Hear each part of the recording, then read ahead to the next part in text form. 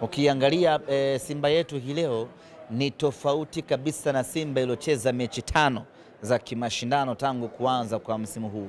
Simba ya ngao, Simba ya mechi 2 za NBC Premier League, Simba ya mechi 2 za CAF Champions League ni tofauti kabisa na Simba hii ya leo. Simba hii ya leo iko determined, watu wanakwenda mbele. Umechezwa mpira wa aina yote, kuna muda tunaondoka mdogo mdogo tunakwenda kwa mpinzani, wakiziba njia tunapiga mpira mrefu, tuna switch upande, tunakwenda kumshambulia mpinzani.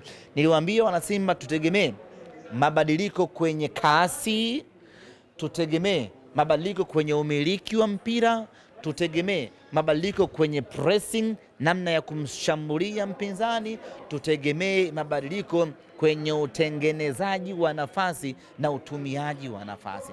Leo nafasi chache ambazo tumetumia ambazo tumezitengeneza tumeweza kuzitumia. Simba yetu imekuwa na mabadiliko makubwa sana, lakini hapa bado, sababu hata wakati nazungumza na mwalimu amenambia bado hajafurahi sana.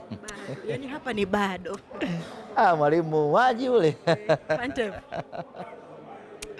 Imagine sisi tuna furaha, mwalimu kasema bado kuna kitu anakitengeneza na kuna kitu anakitaka kwenye timu yake hii.